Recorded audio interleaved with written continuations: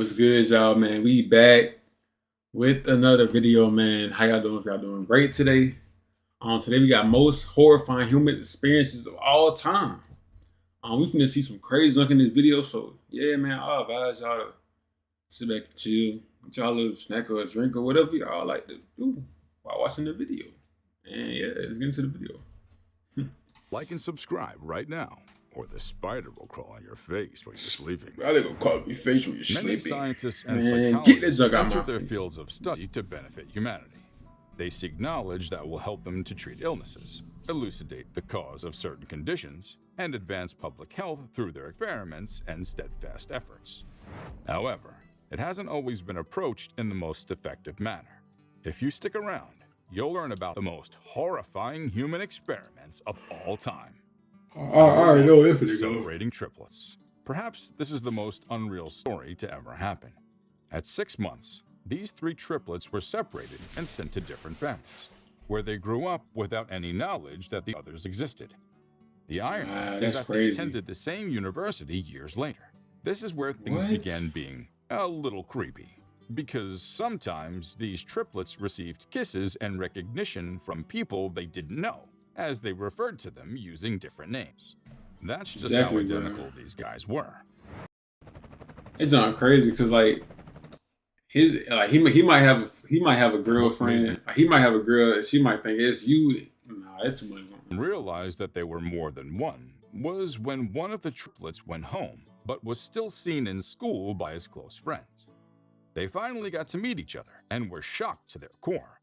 No one ever knew they were triplets. How they all three look the same? That's crazy, bro. When confronted by the doctors at the hospital where the triplets were born, they claimed it was a test to see if inherited behavior and manners are true. Surprisingly, it also came with their faces, because they all looked completely identical. I hope they sued the hell out of that hospital. And they didn't even ask the family first, like at least ask first. You just did it. We just did it for no Decades reason. ago, the Third Reich had very different preferences about their specimens for experiments. In fact, they had very specific tastes for humans, kids to be exact. Under the direction of Dr. Joseph Mengele, the program used twins as unwilling medical subjects in experiments that subjected about 3,000 children to disease, disfigurement, and torture at Auschwitz, under the pretense of conducting research into illness, human endurance, and other nonsensical topics. The most cruel part is that whichever kid didn't fit the criteria for being a twin was immediately terminated without hesitation. That's crazy, bro. During the big selections that took place at the It's crazy that stuff like this happened back then. Twins were separated from the other detainees and taken time for this.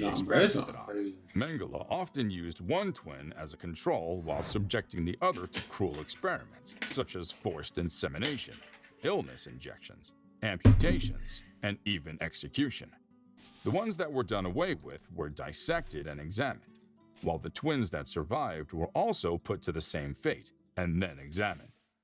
The main aim of these heartless experiments was to explain the discrimination they believed was required against groups of people who had undesirable genetic traits, including Jews, LGBTQ people, persons with disabilities, and others.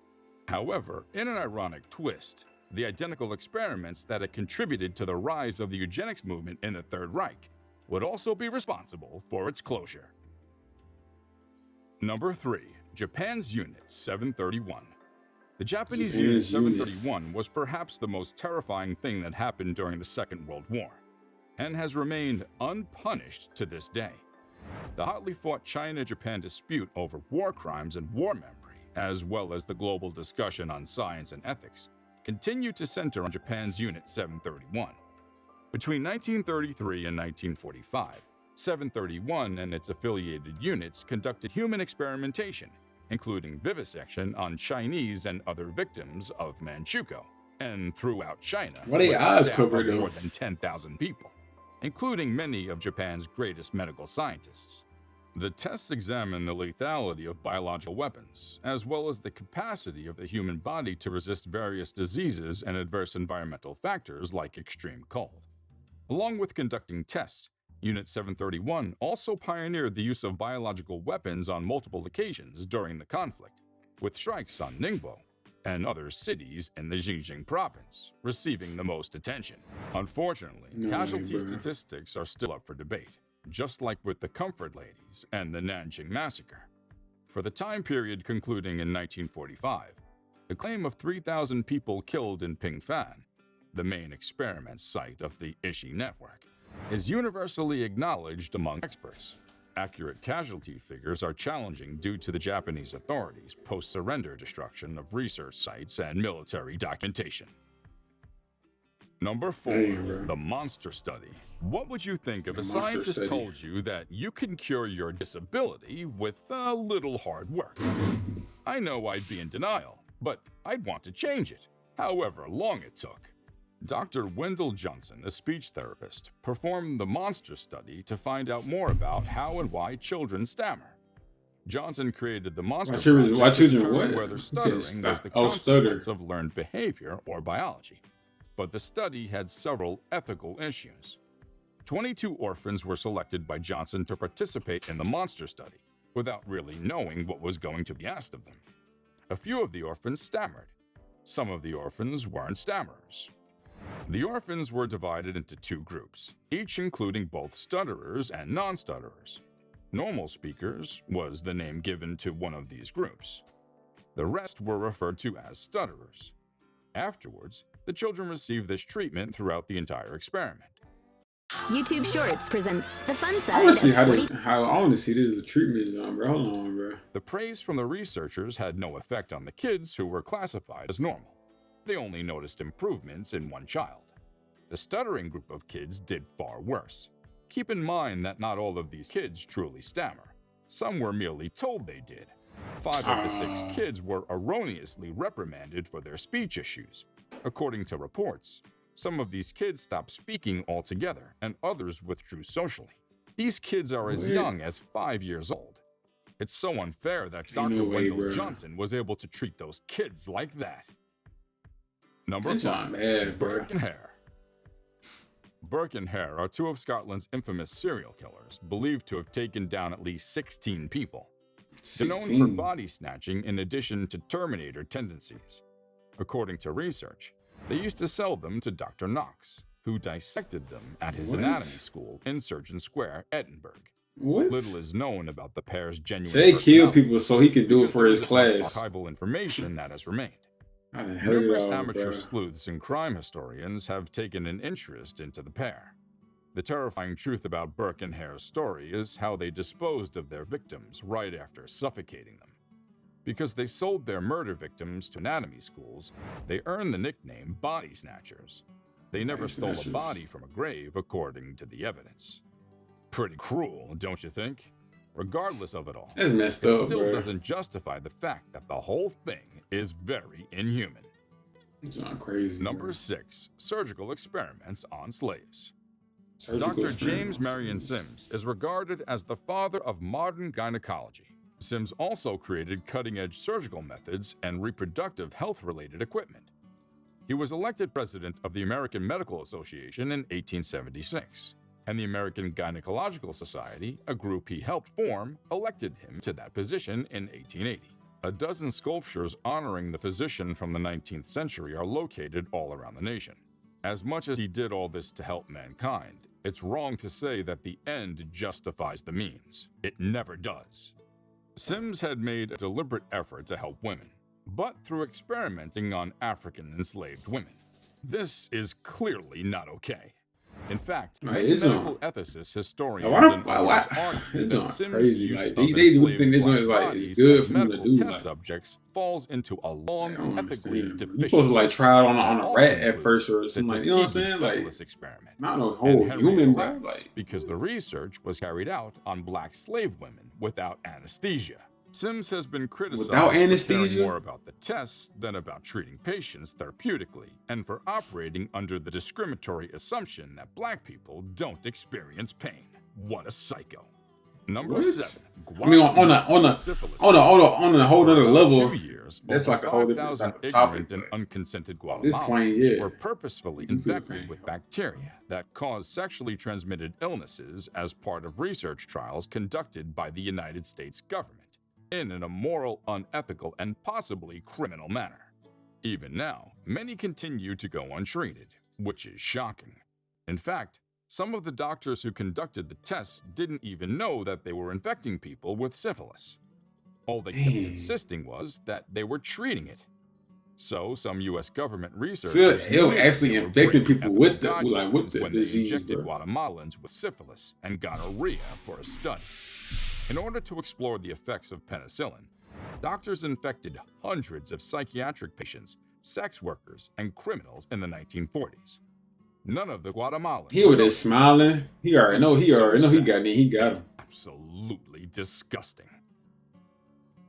Sounds crazy. Number 8, the Tuskegee experiment. I think I heard of the Tuskegee 600 black experiment men before. from Tuskegee were called in to be treated for their bad blood, a term used to describe anemia and other related blood issues. However, that wasn't the entire plan of these American scientists. The guys received free medical examinations, free meals, and funeral insurance in return for their participation in the study. Little did they know they were being experimented on like guinea pigs. Given how difficult life was for if they giving you a free funeral, isn't that a red flag? Like, don't you not hear it? It's natural that they volunteered for the program, and they They're not giving you no money, no nothing. They give you free funeral service, and rightfully so. The truth is that the study was done to understand the history of syphilis. This right here is legal. Best part. Big gassing. No way, boy. What was unethical about this study is the fact that despite researchers' knowledge that 399 people on the program already had syphilis, they did nothing to treat them. Even when it was discovered that penicillin could treat syphilis, the researchers knowingly withheld treatment with the sole goal of seeing how it would turn out if they weren't treated. Today, this still remains one of the biggest travesties in the American medical industry. Number 9, the Stanford prison experiment. So wild, bro. Zimbardo and his colleagues wanted to know whether the violence that had been observed among prison guards in American jails was more likely a result of officers' sadistic dispositions, or more likely, a result of the prison environment in 1973. In order to get to the bottom of this, 24 volunteers were found, 12 prisoners and 12 guards. They were all supposed to spend the next 2 weeks in the basement of Stanford University, which had somehow been transformed into a correctional facility. Within the first 6 days, life in the basement was hell, and all the prisoners wanted was to get out of there. At the assumed correctional facility, they were stripped naked and deloused.